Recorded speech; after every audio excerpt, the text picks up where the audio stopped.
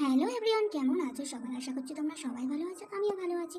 Sangeeta sweet কিচেনে সবাইকে welcome. বন্ধুরা, আজকে বানাতে চলেছি মালপোয়া। তো মালপোয়া কীভাবে বানাতে দেখাচ্ছি। মালপোয়া বানানোর জন্য নিয়ে নিয়েছি সুজি 1.5 কাপ,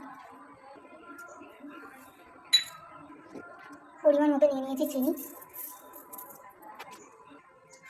নিয়ে নিলাম কয়েকটা কিশমিশ, তারপর দিয়ে দিলাম নুন 1/2 চামচ, তারপর দিয়ে দিলাম জল।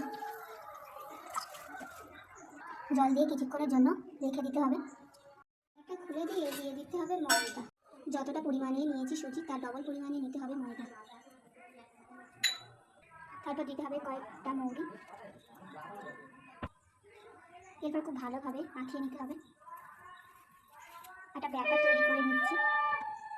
এদিকে তেলও বসিয়ে দিয়েছি, এদিকে ব্যাটারও রেডি। এরপর এগাটা করে লাল লাল করে ভেজে তুলে নিলে রেডি হয়ে যাবে আজকের মালপোয়া। ভালো লাগলে লাইক, শেয়ার, কমেন্ট আর সাবস্ক্রাইব করে দেবেন। আর আমাদের পাশে থাকবে নিত্য নতুন রেসিপি পাওয়ার জন্য। টাটা বন্ধুরা।